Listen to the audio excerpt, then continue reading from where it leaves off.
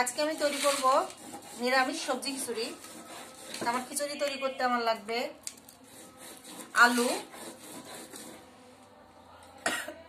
মূলো, ফুলকপি, বেগুন, সিম, ওলকপি, মটরশুঁটি আর পালং শাক। আর খিচুড়ির সঙ্গে আমি বেগুন ভাজি করব আর আলু ভাজি করব। আমি আগে থেকে চুলাটা ধরে নিয়েছি, কারণ এখন অনেক রাত হয়ে গেছে। আসলে সবাই মিলে একটু সবজি খিচুড়ি খেতে চাইলেও তার জন্য আমি একটু সবজি খিচুড়ি রান্না করতে আসলাম। আর খুব ঠান্ডা পড়ছে, যার জন্য একটু সবজি খিচুড়ি খেতে ভালো লাগে। আমি খিচুড়িটা একদম নিরামিষ ভাবে করব, পেঁয়াজ রসুন ছাড়া। সবার প্রথমে আমি ডালটা ভেজে নেব, মুগ ডাল। ডালটা ভাজার পরে আমি ডালটা ভালো করে পরিষ্কার করে ধুয়ে নিব। আমি ডালটা ভেজে নিচ্ছি। ডালটা আমি খুব বেশি ভাজবো না, কারণ বেশি ভাজলে মুগ ডালটা সিদ্ধ হতে চায় না। আমি হালকা ভাজবো ডালটা।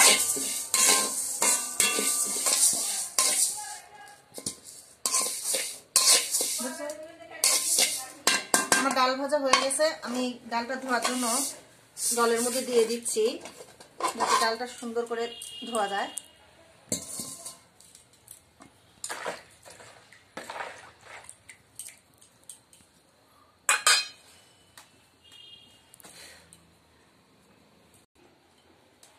আমার কড়াইটা গরম হয়ে গেছে। আমি এখন আলু আর বেগুন ভাজার জন্য তেল দিয়ে দিব। আমি প্রথমে আলুটা ভেজে নিব। আমি আলুটা হলুদ আর লবণ দিয়ে আগেই মাখিয়ে রাখছি, কারণ নতুন আলু একটু জলটা ঝরে যায়, সেজন্য।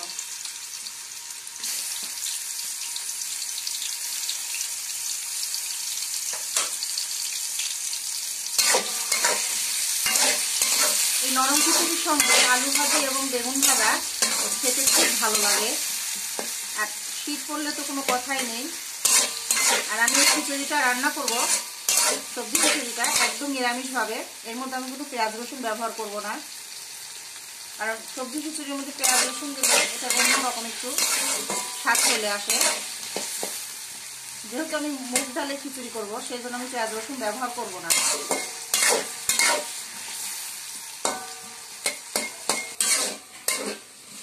আমার আলুগুলো ভাজা হয়ে গেছে। আমি এখন তুলে নিব আলুগুলো। আমি একটু হালকা নরম নরমই রাখবো। এই নতুন আলু ভাজা খেতে খুব ভালো লাগে।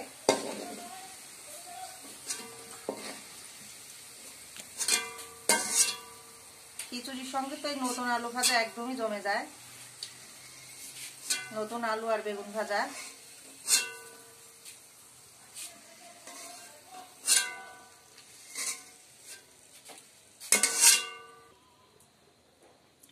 এখন আমি বেগুনগুলো ভেজে নিব।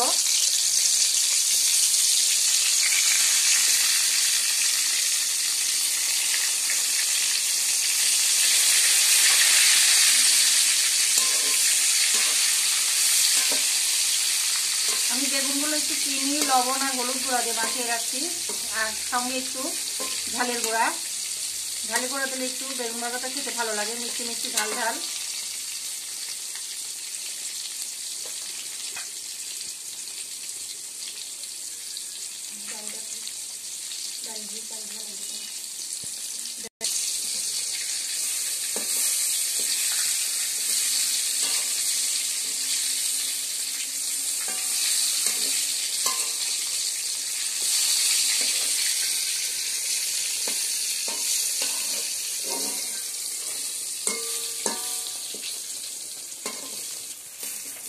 বেগুনগুলো ভাজা হয়ে গেছে, আমি তুলে নিচ্ছি। দেখুন কত সুন্দর হয়ে গেছে আমার বেগুন ভাজা। এখন আমি এর মধ্যে একে একে সব সবজিগুলো ভেজে নিব।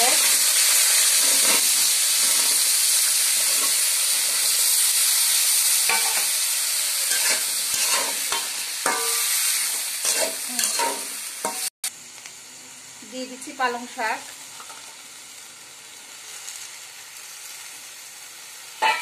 আর দিব পরিমাণ মতো লবণ ভাজার সময়, আর একটু হলুদ গুঁড়ো,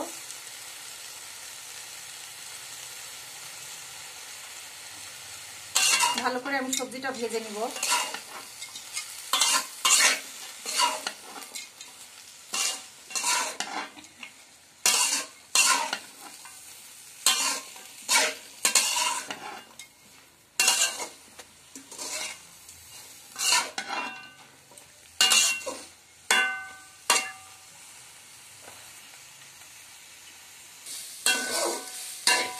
আমার সবজিগুলো ভাজা হয়ে গেছে, আমি এখন এগুলোকে নামিয়ে নিব।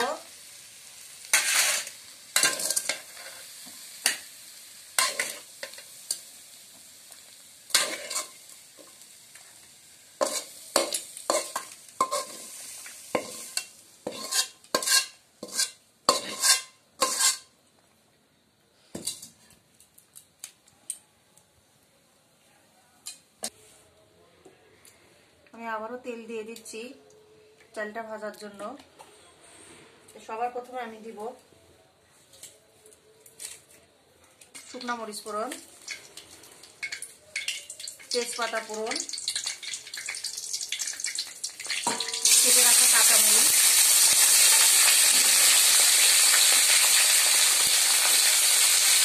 আর কিছু জিরে ফোড়ন,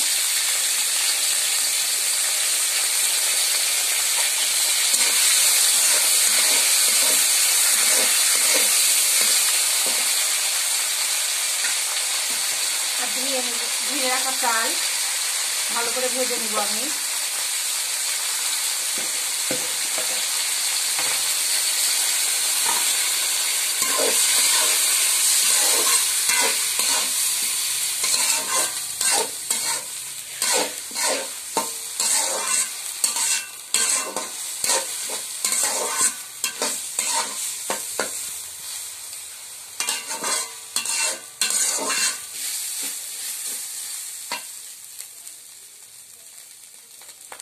এর মধ্যে দিয়ে দেব পরিমাণ মতো হলুদ গুঁড়ো, পরিমাণ মতো লবণ। লবণটা আমি প্রথমে একটু অল্পই দিব, কারণ তরকারি ভাজাতে আমি লবণ ব্যবহার করছি। পরে যদি কম হয় আমি আবার দিয়ে দিতে পারবো।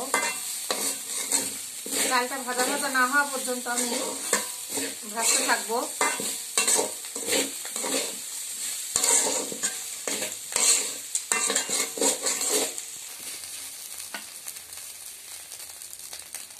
এখন দিয়ে দিচ্ছি ভেজে রাখা সবজিগুলো। আমার চালটা ভাজা হয়ে গেছে।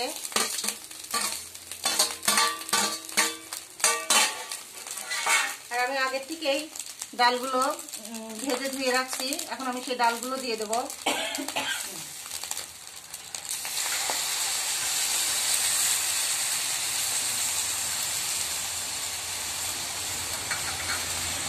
আমি আবার একটু ভেজে নিব।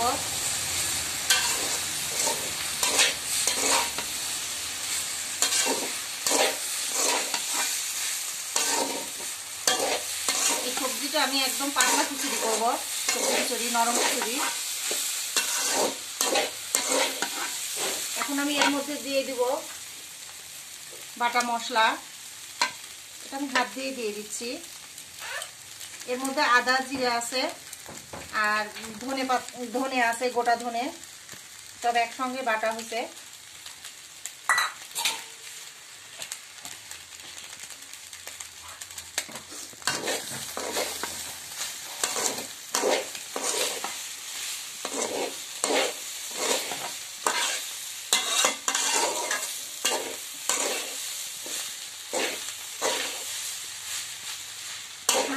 আমি আরো কিছুক্ষণ সময় এই সবজিটা ভাজবো একসঙ্গে।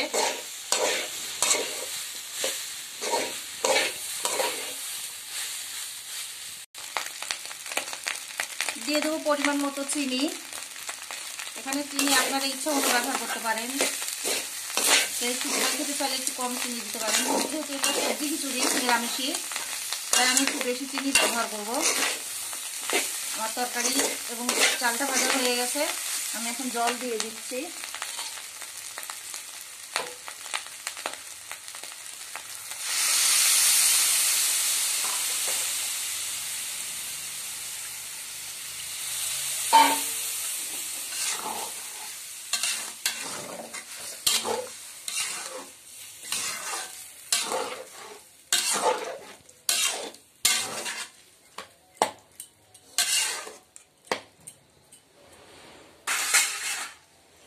অনুসারে একটু জল দিব, যেহেতু আমি পাতলা খিচুড়ি করব নরম, তাই একটু বেশি জলই আমি দিব।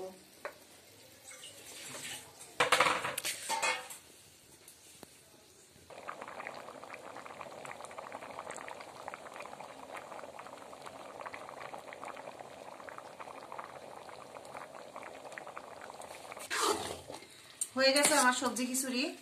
আমি নামানোর আগে একটু গরম মশলা বাটা দিয়ে দিব, এটা দিলে একদম সুন্দর গন্ধ লাগে। নিরামিষ খিচুড়িতে একটু গরম মশলা বাটা না দিলে ভালো লাগে না।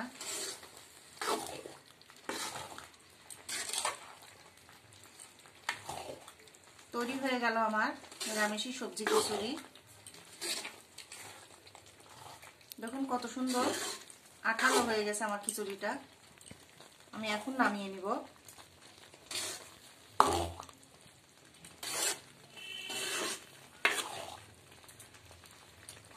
তৈরি হয়ে গেল আমার সবজি খিচুড়ি নিরামিষী। দেখুন কত সুন্দর হয়ে গেছে আমার খিচুড়িটা। এটা গরম গরম আলু ভাজা আর বেগুন ভাজা দিয়ে এই নরম পাতলা খিচুড়ি খেতে খুব ভালো লাগে। আমি আসলে রাতেই রান্না করলাম, সবাই খেতে চাইলো তাই। আসলে এখন অনেক রাত হয়ে গেছে, প্রায় 10:30 11টা 12টা। তো তৈরি হয়ে গেছে আমার নিরামিষী সবজি খিচুড়ি। আপনাদের ভালো লাগলে আপনারাও বাড়িতে রান্না করে খেতে পারেন এইভাবে।